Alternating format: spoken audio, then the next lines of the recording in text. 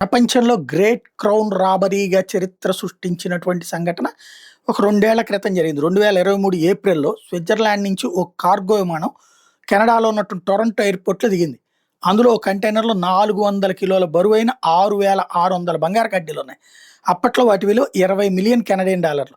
బంగారంతో పాటు కంటైనర్‌లో 2.5 మిలియన్ కెనడియన్ డాలర్ల క్యాష్ కూడా ఉంది. టొరంటోలోని ఓ బ్యాంకులో భద్రపరిచేందుకు వాటిని తీసుకొచ్చారు. అయితే విమానం దిగ్గానే కంటైనర్‌ని ఎయిర్‌పోర్ట్‌లోని వేర్ హౌస్ ఫెసిలిటీలో భద్రపరిచారు.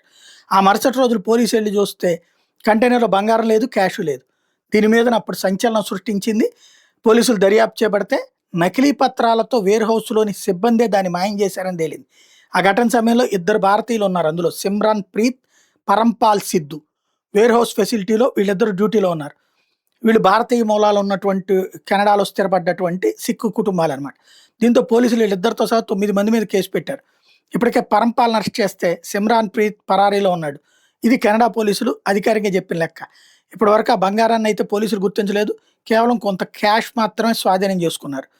ఇప్పుడు అతని కోసం ఆ కంటైనర్‌ని 3 ఏళ్ల క్రితం కొందరు దుండగులు దోపిడీ చేసినటువంటి నేపథ్యంలో ఆ నిందితుడిని తాజాగా కెనడా పోలీసులు ఓ నిందితుడిని అరెస్ట్ చేశారు. అతని పేరు అర్సలాల్ చౌదరి.